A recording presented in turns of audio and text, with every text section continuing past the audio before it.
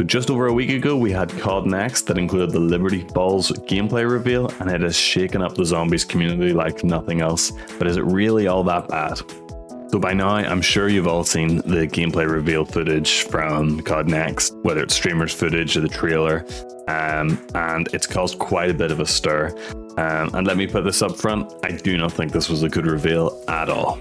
Before the reveal, they give us the best zombies intro cutscene we've ever had, and to follow it up with then gameplay that we saw, it fell real flat. It very much looked like Outbreak, very similar look to one of the multiplayer maps. Granted, it isn't the multiplayer map. I know a few people have said that it is, but it isn't the exact same layout as the map. It's slightly different. Regardless, it's very big, very Outbreaky. Not really what we're looking for. It looks similar to Cold War, like a Cold War 2.0, which isn't necessarily a bad thing. Cold War played okay, but I can see why a lot of people are really kind of irked that this is what they're getting again. You know, apart from a few burnt out cars and there's, you know, smoke and barbed wire up, there really wasn't that kind of same kind of zombies atmosphere on the map like there was in the past. Apart from in the church with the Dark Ether, that looked great, but yeah, the rest of it just it just didn't quite feel like a zombies map. I think a couple of things like the fact that Pack-a-Punch was just open and available, you know, just from buying a door. There was what looked to be a really cool vault Easter egg type thing, which turned out to be just kind of loot like that. Those kind of things that didn't really look great. However, there are caveats to what we saw. This was an early build. The game isn't due out for a couple of months, so there's still quite a lot of time, and I think there are a couple of signs that, yeah, this definitely wasn't that kind of finished, polished product, especially like compared to what we saw in the Terminus gameplay trailer. They're very much kind of vastly different. You know, in the streams we had zombies walking around 30. That doesn't kind of feel right. There seems to be some kind of settings need to be tweaked. The rewards in the vault, like that could be configured, you know, switch that out, improve that, all being well. We're disabled, they'd kind of made that clear, so maybe that's why Pack-a-Punch was just there and available, hopefully. They've said this is the map for beginners.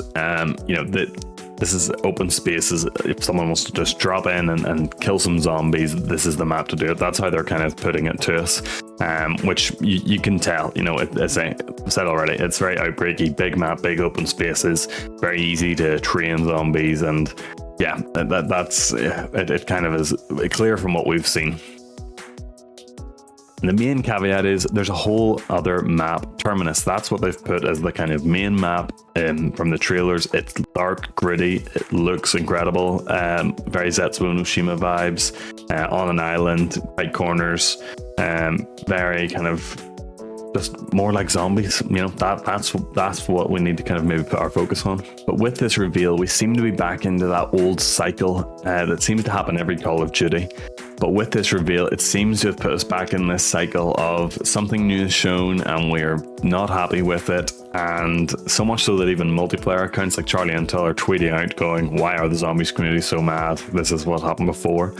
And they're not wrong. The example they give, Shadows of Evil, when that came out, when that was first revealed, everyone was like, that isn't zombies, why are we turning into this monster? It's way too complicated, over the top to do all these things. And it's not just that. If we look back at even Black Ops 2, when that came out, Transit, and it was touted as, you know, this is going to be the biggest map ever. But then the fact that in between the mini maps was, you know, fog, and you had to be on the bus, and the denizens, people really bashed on that, you know, they've told us the wrong thing. But again, Transit is now the most probably requested remake that we've got going. So again, those are just kind of two examples of early on we seem to be very resistant to change, to any kind of innovation, and then after the fact we're like, okay, yes, that's fine, which again isn't a problem. People can change their mind, but for whatever reason this time round the community as a whole are a lot more angry, and I don't think it's totally justified. And I want to focus on the COD Next podcast that they did, COD Pod, I think it's called, where they have Mr. Dalek JD on to talk about zombies. And I want to focus on the comments of that podcast. For context, Mr. Dalek JD was invited on, and I think he did a really great job of dancing around obviously the PR constraints that have been put in. And again, side note, the comments are saying, oh, you should have had Mr. Raffle Waffles, you should have had so and so on, why is he not asking the real questions? I think if you don't kind of work out that this is their own podcast, of course they're not going to let people just come on and start bashing the game that they've just revealed. So I don't think that's kind of going to happen in this instance. So yeah, I think Mr. Dalek did a really good job of working around that, though, by posing the kind of question about Liberty Falls and the difference with that in Terminus. So yeah, fair play to him. But when we look at the comments of that video and the feedback and things that the people wanted to be asked, that are seen not just in this kind of comments of this video, but social feeds on Twitter, on TikTok comments, other video comments, other kind of creators are making these points that I really want to kind of dive into. Talking about no special HUD. So we've only ever had, I think, like 3 or 4 customized HUDs per map. I'm thinking like Origins is the one that kind of really springs to mind, or Mob of the Dead or Blood of the Dead. But the point is, it's been rare. I know the HUD is slightly different, and again, going into whether you want a map or not, those things can be changed, but people are talking about those actual, zombified HUDs, and like, I get it. I think they're really cool, and I like the fact that they're kind of exclusive to a few of those maps, and I hope that through the year we do get more. But yeah, it's not something that I think we should be getting in every single map, if you know what I mean, but for sure in Liberty Falls at least, it would help. Health bars and kill count. Again, this is a setting. This is something that we can turn off. I think if that's such a hurdle for people to get over, I don't think then there's much to be kind of said. This is something that's been in since Cold War, and they kind of come out and said it can be turned off. I don't think it's something to be screaming and shouting about. The fact that armor's now in the game rather than shields. Personally, this one, I'm on both camps with this. I really love the shield quests. I think in Black Ops 4 they did a really great job with kind of elevating the shields, and yeah, they've kind of taken that away and kind of implemented armor, and we'll get to it later because we all know there's the Warzone influence there. But again, I think to pick on why is armor a thing, why do we need to have it, it's another layer, another managing system. If you don't want to use it, just don't. Ugh.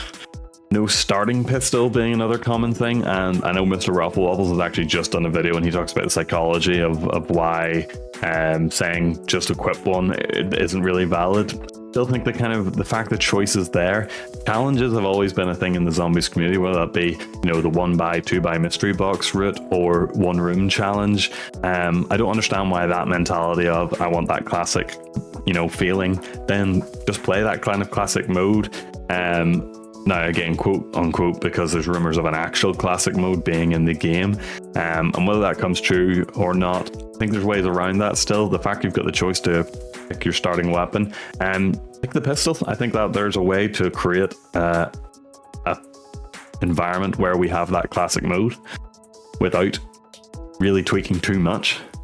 The fact that weapon rarity is a thing, again, if this is something you don't really want to divulge in, I would say then don't upgrade. Again, obviously if you're buying weapons from the box, it's automatically coming, but I think if the weapon rarity one, it really kind of is where they kind of would lead on to the next part, where it's really hard for me to understand as a community. We are so against innovation and a progression.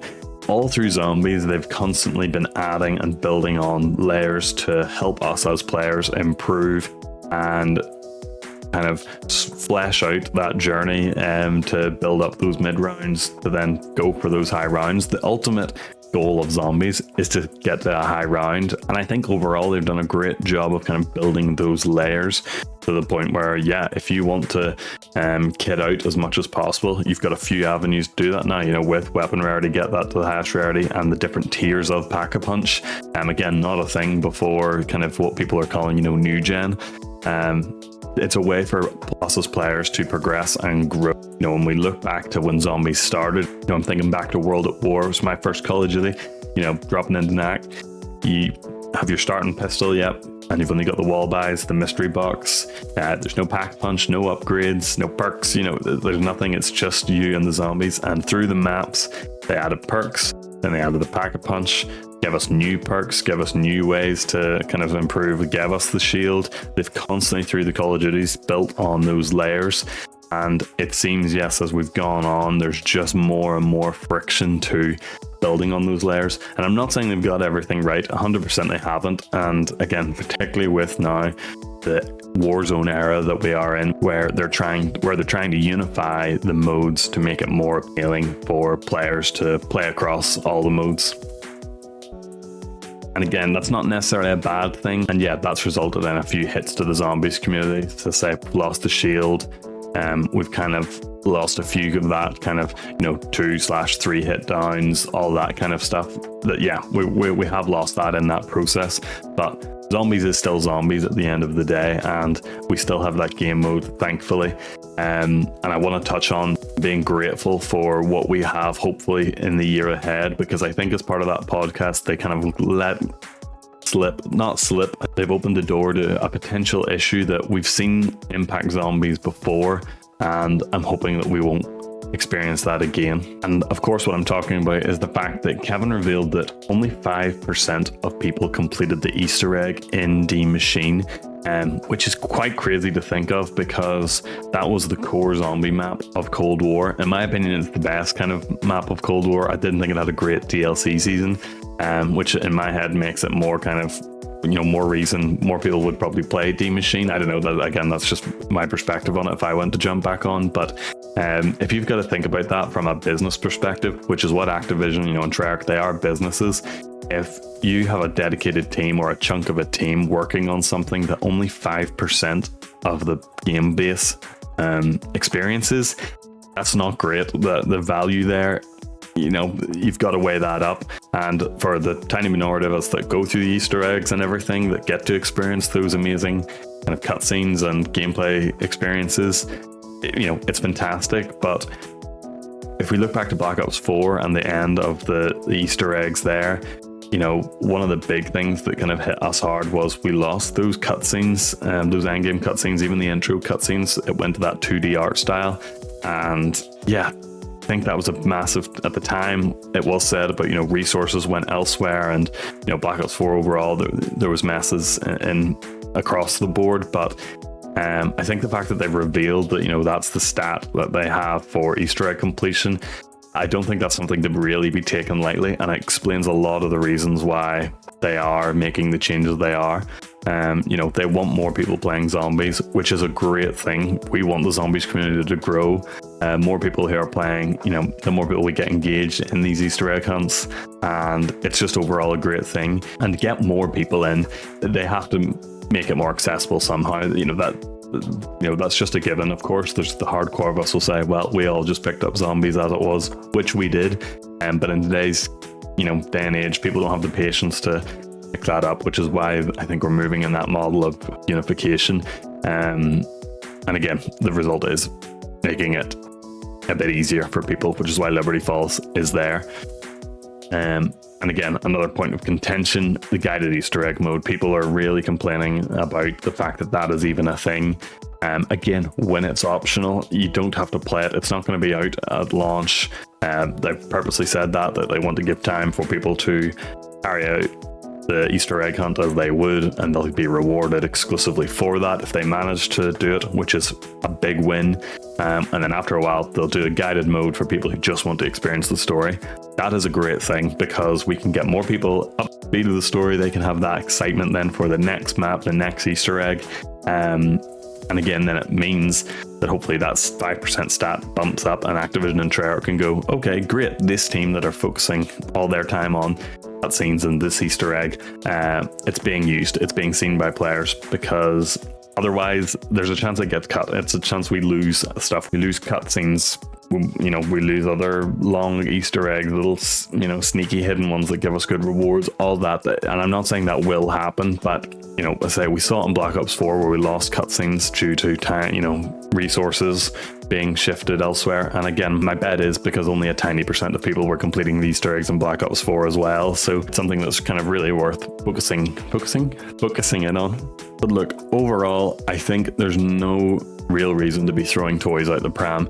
I've seen a lot of things on socials that I think do the community no favors. People just feel entitled that they should get the game that they want. They want Black Ops 3 again. And I think, again, to the point of the people who want that classic mode, or the classic zombies back rather, think, yes, the answer is go back and play those games, but I think if it's such a hurdle for you to get over about the equipping a pistol and turning off HUD and turning off, health bars and score, I think really then it's worth looking into the custom map community for Black Ops 3 and older games, because there are people who love those games and have built maps on their, functionality and off that shared love that you have. So it's something worth looking into, that maybe the direction that Zombies is going, if you're not a fan of it, there are alternatives out there as well, but I would say give Black Ops 6 a chance.